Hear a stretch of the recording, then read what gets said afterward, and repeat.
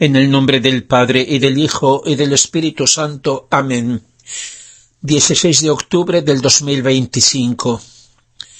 Mis queridos hermanos, conforme al deseo de tantos de ustedes, en los próximos temas, hasta cuando el Señor nos lo conceda, veremos el contenido y los elementos esenciales de los escritos de Luisa Piccarreta.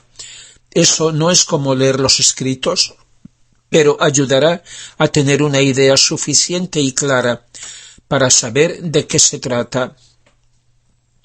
En el libro de los Hechos de los Apóstoles, en el capítulo 8, leemos que el ministro de la reina de Etiopía volvía a su patria de una peregrinación a Jerusalén. Dijo entonces el Espíritu Santo a Felipe: «Ve adelante y alcanza ese carro». Felipe corrió adelante y, oyendo que leía al profeta Isaías, le dijo: «¿Entiendes lo que estás leyendo?». El otro respondió: «¿Y cómo podría si nadie me instruye?». Lo mismo vale para los escritos de Luisa, no porque su contenido sea difícil, sino porque quien se acerca a ellos se siente en un primer momento desorientado por lo que dice Luisa, por cómo lo dice y sobre todo porque el anuncio del Señor es sorprendente. Inmediatamente se siente una íntima conmoción y entusiasmo, o por el contrario una instintiva molestia y rechazo. Antes aún de poder dar nosotros un juicio de lo que leemos, somos nosotros juzgados. En los escritos buscamos las razones de lo que sentimos, sin darnos cuenta de que las razones están dentro de nuestra conciencia. Por eso, desde las primeras páginas de los escritos, el Señor nos avisa y dice: «Yo me comunico tanto a los humildes como a los sencillos, porque enseguida creen en mis gracias y las tienen en gran estima, aunque sean ignorantes y pobres. Pero con esos otros que ves, yo soy muy reacio, porque el primer paso que acerca el alma a mí es la creencia.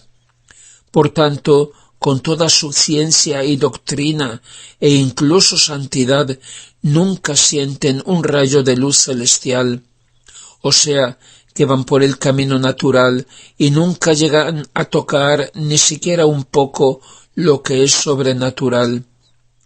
Ahí tienes la causa de por qué en el curso de mi vida mortal no hubo ni un sabio o un sacerdote o un potentado entre mis seguidores, sino todos ignorantes y de pobre condición, por ser más humildes y sencillos, y también más dispuestos a hacer grandes sacrificios por mí».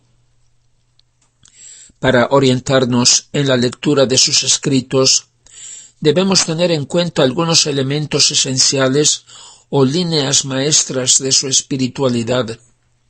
La que podemos llamar espiritualidad de Luisa se encuentra en sus escritos. Ante todo, ¿cómo debemos considerarlos? Hay quien los llama de un modo, quien de otro.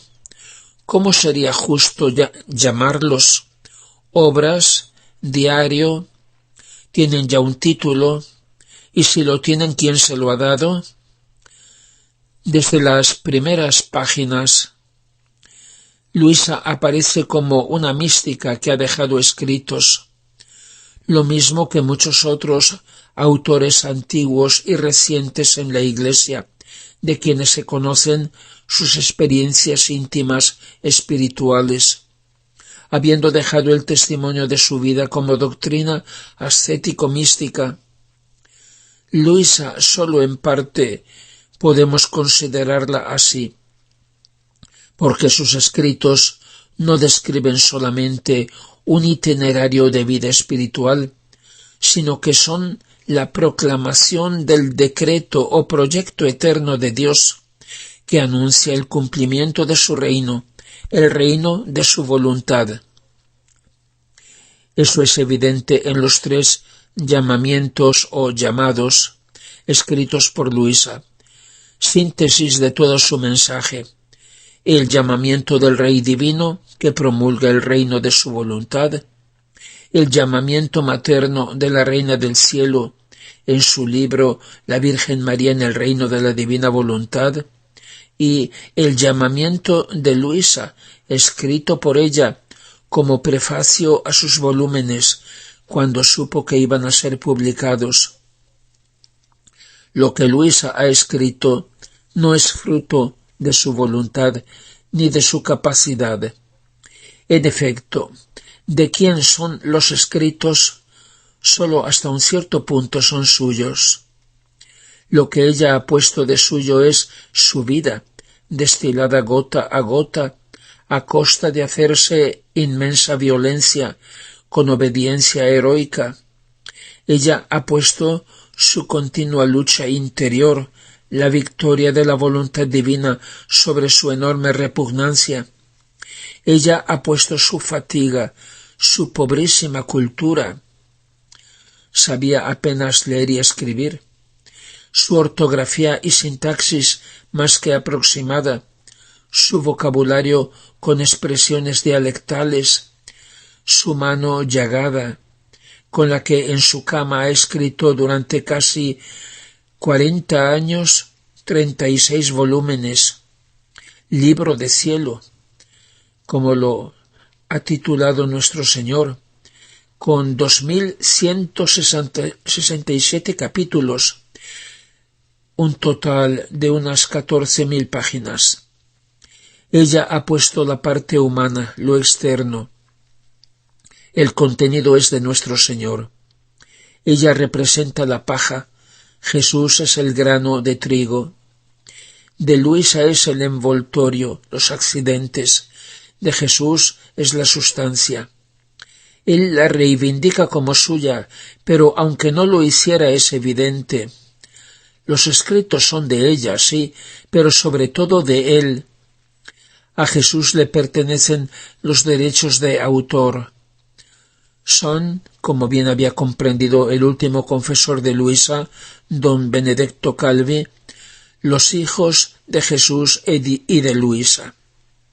Y el Señor le dice: hija mía, si quien te guía y dirige te da esta obediencia, la obediencia de escribir, significa que ha comprendido que soy yo el que te habla y el valor que tiene hasta una sola de mis palabras. Ah, tú no sabes cómo lo asisto y estoy en torno a él, mientras lee los escritos míos y tuyos sobre mi voluntad. Hija mía, no te angusties, estos escritos son míos, no tuyos, y en mano a quien pueden ir a parar, nadie podrá tocarlos para estropearlos. Yo los sabré custodiar y proteger, porque es algo que me pertenece, y todo el que los tome con buena y recta voluntad hallará una cadena de luz y de amor con que amo a las criaturas. Puedo llamar estos escritos desahogo de mi amor, locuras, delirios, excesos de mi amor, con los que quiero vencer a la criatura para que vuelva a mis brazos, para hacerle que sienta cuánto la amo. Y le dice: hija mía, no te preocupes de los escritos, yo seré atento custodio, porque me cuestan demasiado, me cuesta mi voluntad presente en estos escritos como vida primaria. Podría llamarlos testamento de amor que mi voluntad hace a las criaturas. Se entrega a sí misma y las llama a que vivan en su heredad. Por eso estos escritos están llenos de vidas divinas que no se pueden destruir.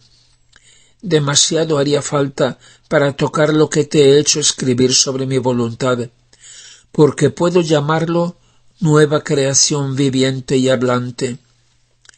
Será el último desahogo de mi amor hacia las humanas generaciones.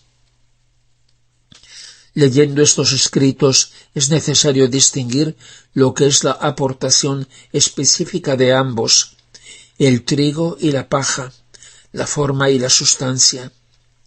No sería justo confundir las dos cosas, considerando afirmaciones de sustancia como sólo de forma, como si fueran sólo modos de decir de Luisa, o incluso errores suyos, o al contrario, dando valor de sustancia a lo que no es más que forma. Por ejemplo, el vocabulario de Luisa, su ortografía o sintaxis.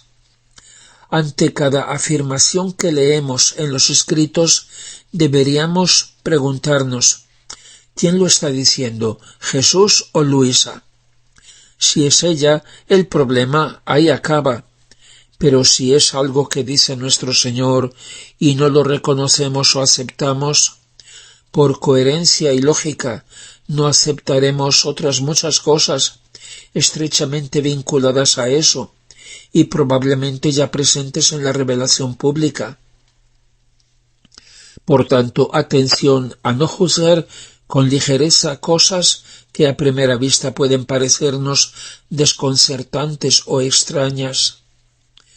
La llave del discernimiento podrá ser tan solo la revelación pública, según la fe de la Iglesia, y la extraordinaria lógica interna y unidad de los escritos. Para comprender su contenido, su mensaje, no basta leerlos o estudiarlos.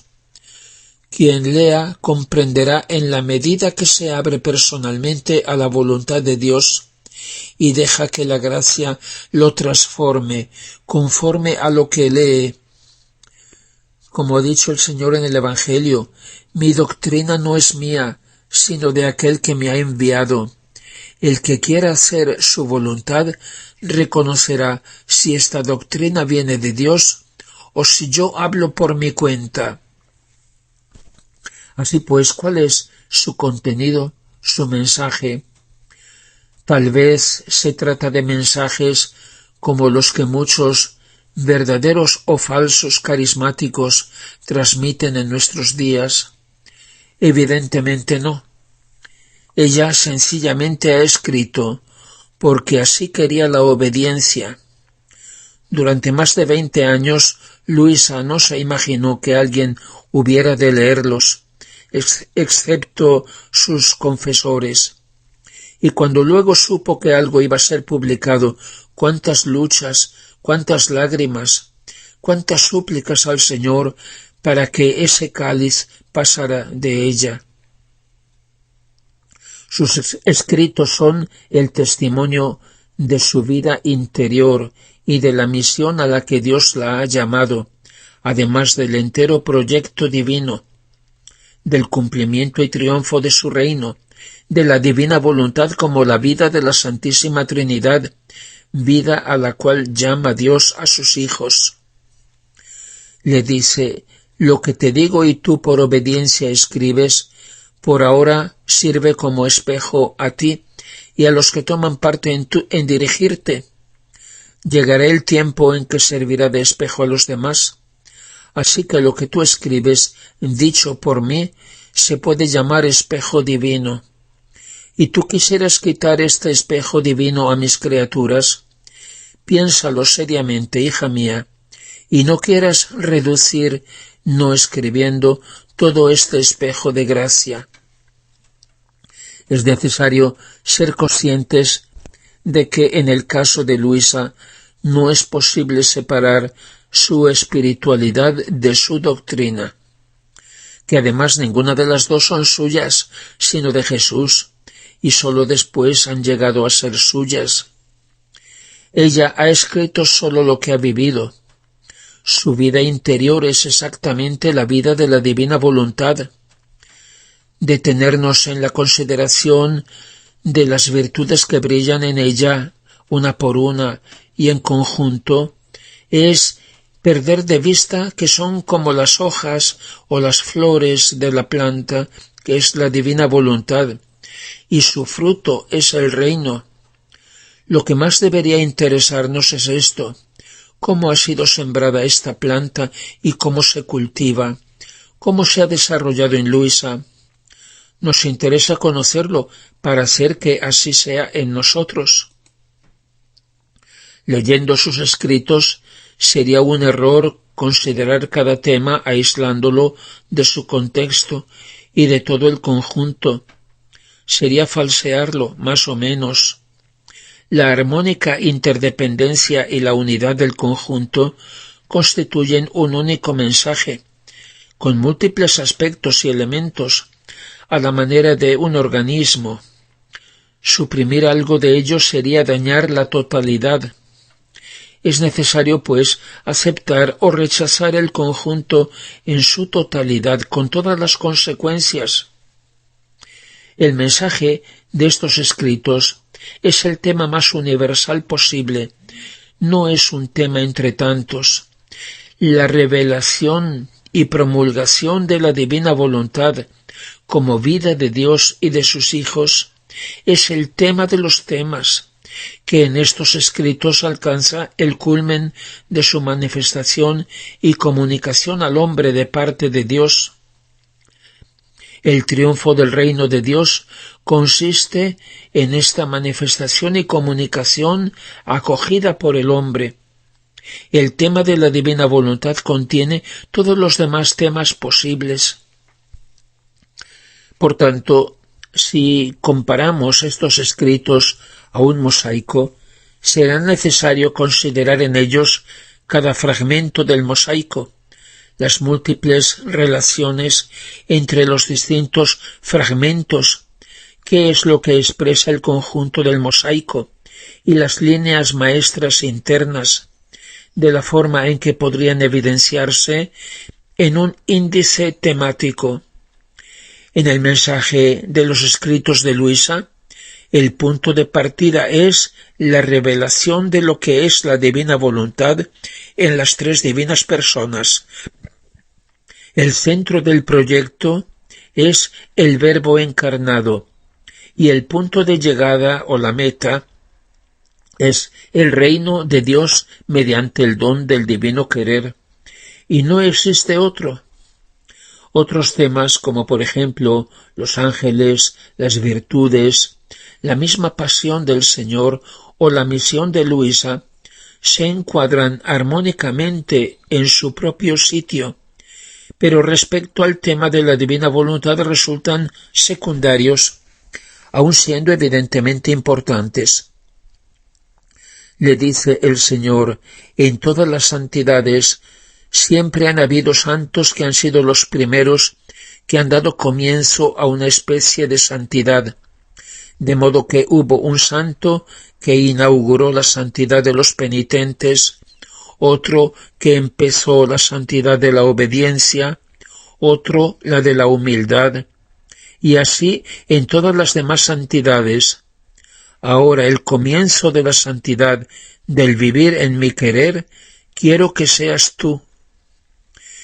En vez de la palabra santidad ahora podemos leer espiritualidad, la del vivir en el querer divino, que ella bien distingue, según la inesperada novedad que le explica el Señor, del hacer la voluntad de Dios.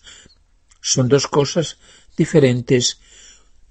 Hacerla con resignación, por obediencia o incluso con confiado abandono.